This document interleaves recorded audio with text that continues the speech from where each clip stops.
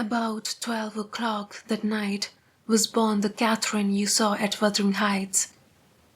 A puny 7 months child, and 2 hours after the mother died, having never recovered sufficient consciousness to miss Heathcliff or know Edgar.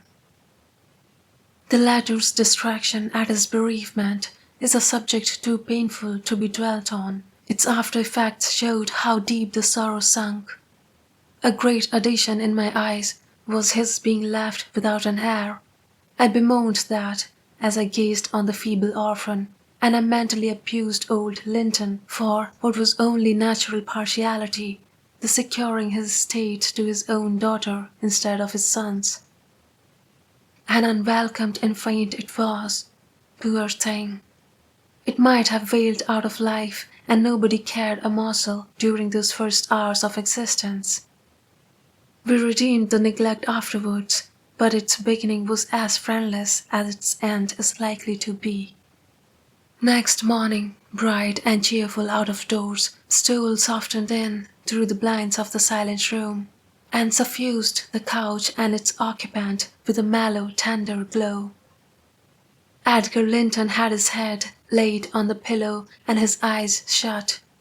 His young and fair features were almost as death-like as those of the form beside him, and almost as fixed, but his was the hush of exhausted anguish, and hers of perfect peace. Her brow smooth, her lids closed, her lips wearing the expression of a smile. No angel in heaven could be more beautiful than she appeared, and I partook of the infinite calm in which she lay. My mind was never in a holier frame than while I gazed on that untroubled image of divine rest. I instinctively echoed the words she had uttered a few hours before, incomparably beyond and above us all. Whether still on earth or now in heaven, her spirit is at home with God. I don't know if it be a peculiarity in me, but I am seldom otherwise than happy while watching in the chamber of death, should no frenzied or despairing mourner share the duty with me. I see a repose that neither earth nor hell can break, and I feel an assurance of the endless and shadowless hereafter, the eternity they have entered, where life is boundless in its duration, and love in its sympathy, and joy in its fullness.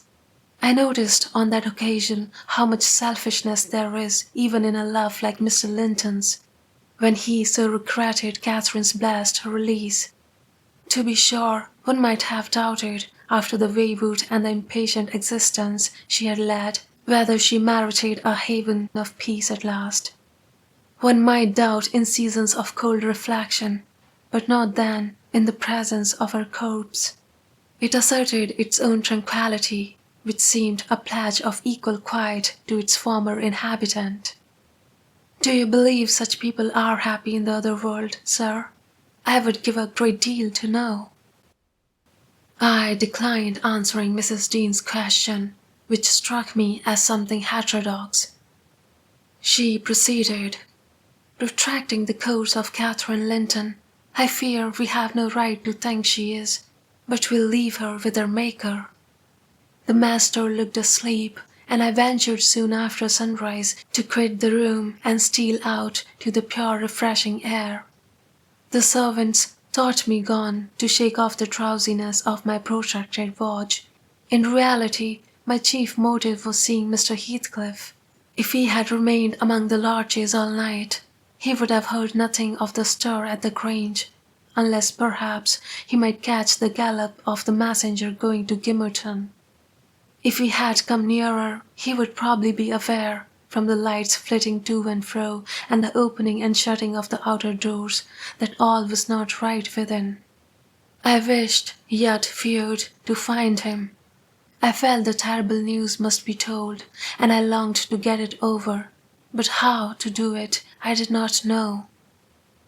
He was there, at least, a few yards further in the park, leant against an old ash tree, his hat off, and his hair soaked with the dew that had gathered on the budded branches and fell pattering round him. He had been standing a long time in that position, for I saw a pair of ouzels passing and repassing scarcely 3 feet from him, busy in building their nest and regarding his proximity no more than that of a piece of timber. They flew off at my approach, and he raised his eyes and spoke. "She is dead. I have not waited for you to learn that. Put your handkerchief away. Don't snivel before me. Damn you all. She wants none of your tears." I was weeping as much for him as her. We do sometimes pity creatures that have none of the feeling either for themselves or others. When I first looked into his face, I perceived that he had got intelligence of the catastrophe, and a foolish notion struck me that his heart was quelled, and he prayed, because his lips moved and his gaze was bent on the ground. "Yes, she's dead," I answered, checking my sobs and drying my cheeks. "Gone to heaven, I hope, where we may everyone join her, if we take due warning and leave our evil ways to follow good." "Did she take due warning then?" asked Heathcliff, attempting a sneer. "Did she die like a saint? Come, give me a true history of the event. How did—" He endeavoured to pronounce the name, but could not manage it, and compressing his mouth, he held a silent combat with his inward agony, defying meanwhile my sympathy with an unflinching, ferocious stare. "How did she die then?" he resumed at last. She drew a sigh and stretched herself, like a child reviving and sinking again to sleep. And 5 minutes after, I felt one little pulse at her heart.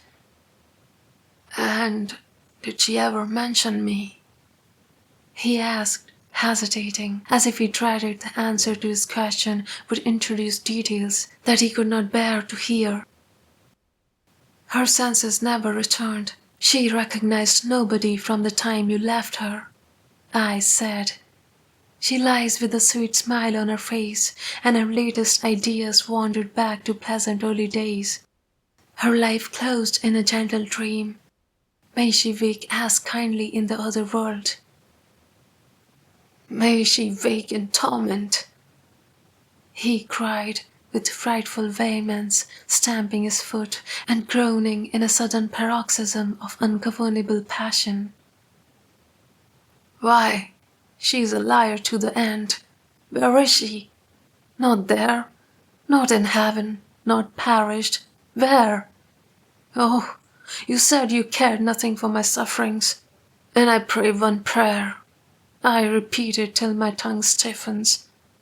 Catherine Earnshaw, may you not rest as long as I'm living. You said I killed you. Haunt me then. The murdered do haunt their murderers, I believe. I know that ghosts have wandered on earth. Be with me always. Take any form.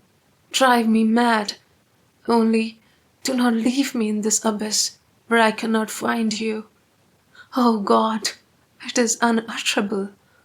I cannot live without my life. I cannot live without my soul."